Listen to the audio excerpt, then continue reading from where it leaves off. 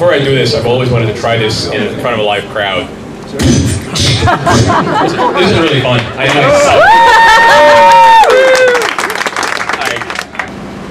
The current technology, the set of technologies that interest me the most in computing is what's being currently called augmented reality.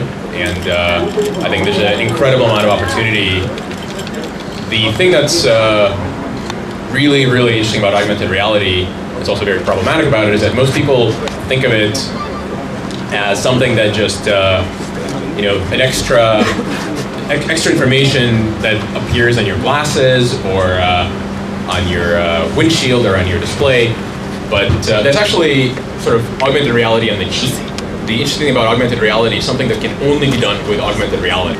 So for example, my current sort of favorite imaginary application is when every time I go into a building, if you were in the United States during 9/11, or if you have relatives in New York, if you were in New York, you have this slight fear of going into a huge building because what if a plane crashes into it and you have to find your way out? So it would be really awesome, because most of the large building plans, it's actually, it's a little bit funny, but it's mostly terrifying.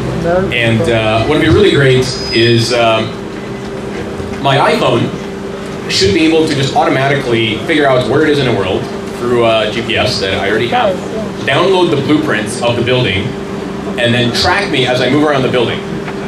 And some sort of a clever combination of home hits, like 5 times for I'm terrified, should tell me, basically if I bring it up like this, it should tell me where to turn to get to the fire exit. And if you try to think, so this is, I think, a really neat application. I haven't seen it before, so I made it up. But it would be very, very useful. More importantly, if you try to think through it, there really isn't a way to solve the problem I just described without augmented reality. I think there's a whole class of problems that can only be done through that sort of application, where information does not exist in your head, it cannot be gotten in real time, it just can't be available to you unless you have something that's in real time fixing the problems for you. And the whole idea of information exists, but you don't have access to it in time, and the finding of that information, the time to find it is just critically too long, is a really, really exciting class of problems. Because the information in the world, as I found out today from Ray Kurzweil, is doubling every 14 months. That means the probability of finding the right information in the same amount of time is actually decreasing very rapidly.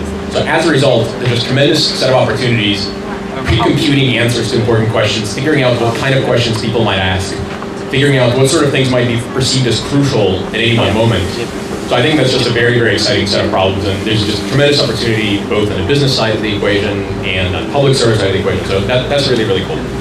The other side that's really interesting to me, which is somewhat predictable maybe to you, but is very unpredictable to me, I spent 4.5 years of my life doing payments, and when I left World of Payments, I said, this is the last time I'm going to close the door on this. I'm going to go do fun things like entertainment, which is what Flight does, or maybe medical or education or whatever, just not payments. Payments I know too well, and it's dirty and nasty. When I entered payments, it was really fun and great, and I was very happy about trying something I haven't done. When I left it, it was just gross and disgusting and all kinds of, between fraudsters and bank regulators, you just hate the whole thing.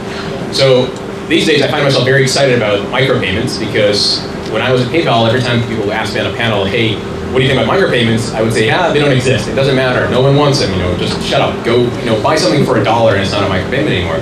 And these days, you can actually see people buying and selling things at less than a penny, mostly inside games, but it's shifting into buying content, buying things that really are worth a very, very small amount of money, but it adds up.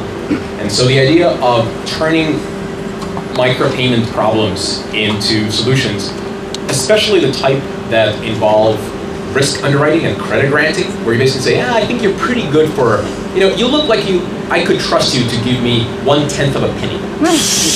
Everyone in this crowd, I'm sure, is good enough for that much.